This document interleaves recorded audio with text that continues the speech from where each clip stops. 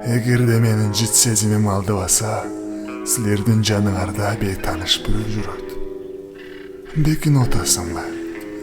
Бекингенге шарт жок сага. Сага ошогондурду мен далай көргөм.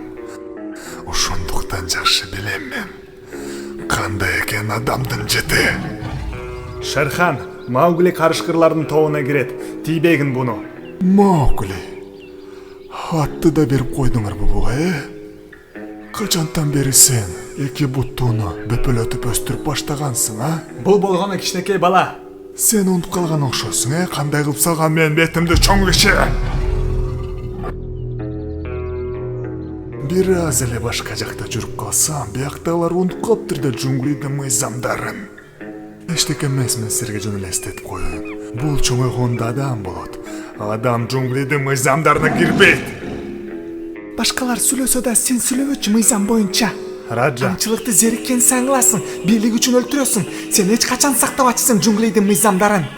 Ачкы Раджидар акмак жоголгун. Жолборс билет. Бул жерлердин ээси ким экенин. Ошондуктан коркутканы бияка келип алып тура эмес. Албетте макулдашуу тынччылык кезинде.